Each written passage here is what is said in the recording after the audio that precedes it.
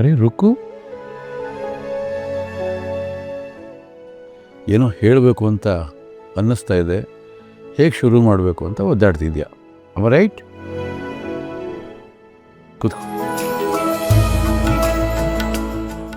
ನಾನು ನಿನಗೆ ಎಷ್ಟು ಸಲ ಹೇಳಿದ್ದೀನಿ, ನನ್ನ ಹತ್ರ ಏನಾದರೂ ಹೇಳಬೇಕು ಅಂತ ಅನಿಸಿದ್ರೆ ಮುಕ್ತವಾಗಿ ಧೈರ್ಯವಾಗಿ ಹೇಳು, ನಿನ್ನ ಮಾತನ್ನು ನಾನು ತಕ್ಕಡಿಯಲ್ಲಿ ಹಾಕಿ ತೂಗೋದಿಲ್ಲ ಅಂತ, ಅಲ್ವಾ?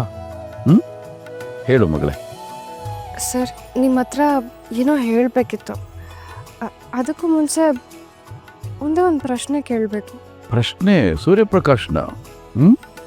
ಧಾರಾಳವಾಗಿ ಕೇಳು. ಒಬ್ಬ ವ್ಯಕ್ತಿ ದಿನ ಕೆಲ್ಸಕ್ಕೆ ಬರ್ತಾನೆ, ಕಷ್ಟಪಟ್ಟು ದುಡಿತಾನೆ, ನಿಯತ್ತ ಕೆಲಸ ಮಾಡ್ತಾನೆ, ಬಿಸ್ನೆಸ್ ಬೆಳೆಸೋದಕ್ಕೆ ಏನೇನು ಮಾಡಬೇಕೋ ಅದನ್ನೆಲ್ಲ ಚಾಚು ತಪ್ಪದೆ ಮಾಡ್ತಾನೆ. ಅವನಿಗೆ ಸಂಬಳ ಕೊಡಬೇಕು ಅಲ್ವಾ ಸರ್? ಸಂಬಳ ಕೊಡದೆ ಹೋದ್ರೆ ಈಗಿನ ಕಾಲದಲ್ಲಿ ಯಾರಮ್ಮ ಕೆಲಸ ಮಾಡ್ತಾರೆ? ಒಂದು ಸಂಸ್ಥೆ ದೊಡ್ಡ ಮಟ್ಟಕ್ಕೆ ಬೆಳಿಬೇಕಾದ್ರೆ ಅಲ್ಲಿರ್ತಕ್ಕಂಥ ಪ್ರತಿಯೊಬ್ಬರು ಶ್ರಮನೂ ಅಲ್ಲಿರುತ್ತೆ.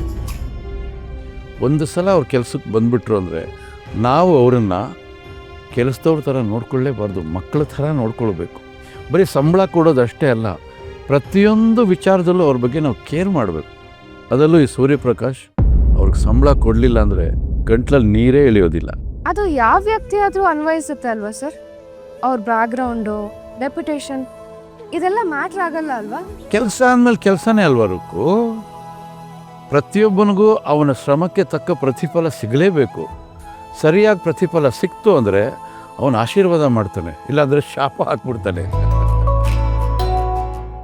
ಹೌದು, ನೀನೇನಾದರೂ ಲೇಬರ್ ಆ್ಯಕ್ಟ್ ಲಾ ಮಾಡ್ತಾ ಇದೆಯೇನೋ? ಕ್ವಶನ್ ಮೇಲೆ ಕ್ವಶನ್ ತಿರ್ಗಾ ಮುರ್ಗಾ ತಿರುಗಿಸಿ ಕೇಳ್ತಾ ಇದೆಯಾ? ಏನು ಸಮಾಚಾರ? ಹೌದು, ಇಲ್ಲಿ ಪೇಮೆಂಟ್ ತೊಗೊಳ್ಬೇಕಾದವ್ರು ಯಾರು? ಕೃಷ್ಣ.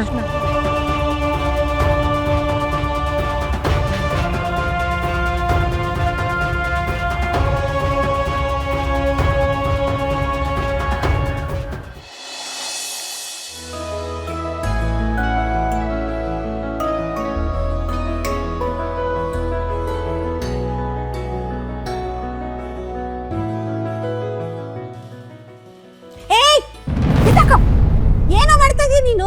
ತರಕಾರಿ ಕಟ್ ಮಾಡಕ್ ಹೋಗಿ ಕೈ ಕಟ್ ಮಾಡ್ಕೊಂಡ್ಬಿಡ್ತಿದ್ಯಲ್ಲೋ.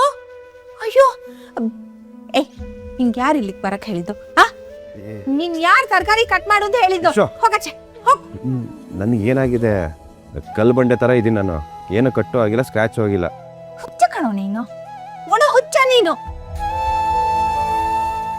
ಏನಾರು ಹಿಂಗ್ ಮಾಡ್ಬಿಟ್ಟು ಎಲ್ಲಾನು ಹೆದರ್ಸ್ಬಿಡ್ತಾನೆ. ನಂಬರ್ 1 ಕಣೋ ನೀನು. ಹೋಗ.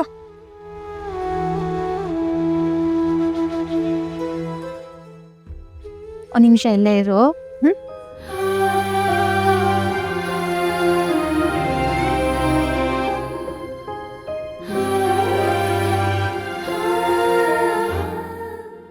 ಕೃಷ್ಣ,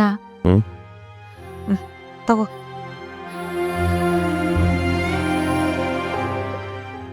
ಪ್ರತಿ ಸತಿ ಬಾಗ್ಲಾಚೆ ನಿಂತ್ಕೊಂಡು ಸಾಲ ಕೊಟ್ಟಿರೋರ್ ತರ ಕೈ ಚಾಚ್ಕೊಂಡು ನಿಲ್ತಾನೆ. ನೀವೇನ್ ATM ಮೆಷಿನ? ಅವ್ನಿಗೆ ಅಸಹ್ಯ ಆಗಲ್ವಾ?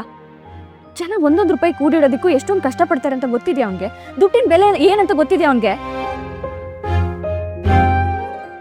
ಅಲ್ಲ, ದುಡಿಯೋರೆಲ್ಲ ಬಾಗ್ಲಾಚೆ ನಿಂತ್ಕೊಂಡು ಮಾಮೂಲಿ ಗಿರಾಕಿ ತರ ಕೈ ಚಾಚ್ಕೊಂಡು ನಿಲ್ತಾರೆ ಅಂತ ಅನ್ಕೊಂಡಿದ್ದಾನೆ ಅನ್ಸುತ್ತೆ ಅವನು.